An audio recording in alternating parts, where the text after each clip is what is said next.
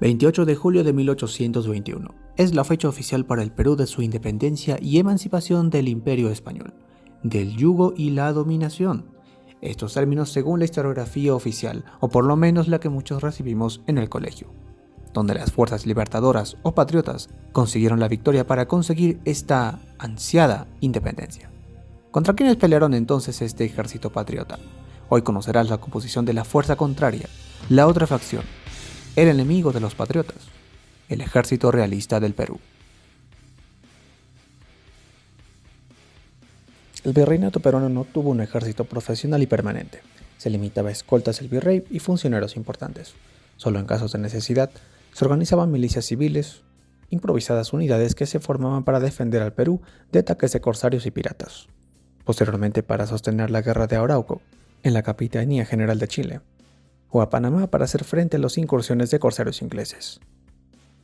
Problemas como corrupción y favoritismo eran comunes durante la dinastía de los Habsburgo, pero a mediados del siglo XVIII, con la llegada de la dinastía Borbón al trono de España, se da una serie de reformas para la consolidación de un ejército permanente con la ordenanza militar española. Entre las reformas borbónicas se encontraba la designación de los virreyes del Perú, entre los mejores y más experimentados oficiales militares. A principios del siglo XIX, aprovechando la invasión napoleónica a España, los líderes criollos independistas inician los primeros movimientos libertarios en diversas partes del continente americano, lo que obligó a los virreyes del Perú a acelerar la formación de un ejército capaz de mantener y garantizar los derechos del rey en América, siendo José Fernando de Abascal, 35º virrey del Perú, el artífice y forjador del Ejército Real del Perú. Prestó gran dedicación al arma de artillería como medio de defensa y ataque efectivos, sin dejar de lado la caballería e infantería, o la reorganización de una flotilla que custodió los mares del sur contra extranjeros e insurgentes. Todo en él fue previsión, buen juicio y eficacia, unidos al apoyo y al halago de la élite social peruana de su época, ante las guerras que se avecinaban. El ejército estaba formado al principio por unidades veteranas y milicias. Los primeros eran soldados a tiempo completo, generalmente de dotación como el Real de Lima, mientras que los segundos se levantaban en caso de necesidad militar. Las milicias podían ser urbanas o provinciales. Las urbanas estaban limitadas a la defensa de una localidad concreta y tenían componentes más irregulares. Las provinciales, en cambio, eran capaces de desplazarse a distancia y tuvieron un papel protagónico y un destacado desempeño.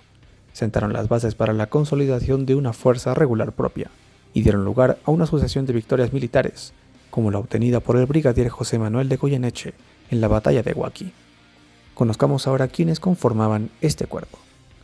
El ejército estaba organizado en batallones y milicias según su lugar de procedencia, que acabaría por diversificarse en sus filas para cubrir las bajas. Españoles en su minoría, blancos, mestizos, negros e indígenas, con gran cantidad de efectivos quechua hablantes. Los oficiales y suboficiales peninsulares debían conocer la lengua quechua de sus tropas, clara expresión de la realidad social peruana. Las tropas reales se componían, pues, en su inmensa mayoría de peruanos. La mayor parte del entonces virreinato del Perú veían con malos ojos a la causa patriota. La independencia o la patria significaban un atropello a la entonces estabilidad de la que gozaba el Perú. Es debido a esto que la resistencia y campañas militares se pelearon con tal intensidad que el ejército realista consiguió una gran cantidad de victorias, acciones destacadas, reinstauración sobre territorios patriotas y captura de trofeos. Todo esto antes de verse reducidos y finalmente vencidos, 5 años después de instaurada la independencia en el Perú. Pero este conflicto tiene un trasfondo que va más allá de una misión libertadora, una guerra que se luchaba en el otro lado del mundo por acabar con el Imperio Español y que avanzó hasta nuestros territorios. De modo que al ser enfrentados patriotas y realistas de mismas nacionalidades, se trataba de un sangriento conflicto civil e incluso fratricida. La visión y perspectiva de los realistas o de quienes no apoyaban la independencia previeron que la república sería una desgracia para el Perú, y los conflictos civiles que ésta trajo fue el resultado de la misma. Desacuerdos, alianzas, traiciones, revoluciones, revueltas, conflictos, guerras entre países vecinos o incluso civiles, fue lo que le tocó vivir a cada país independizado y ver finalmente los países que tenemos ahora. Un tema de análisis y reflexión para un día como hoy, 28 de julio. Felices fiestas patrias.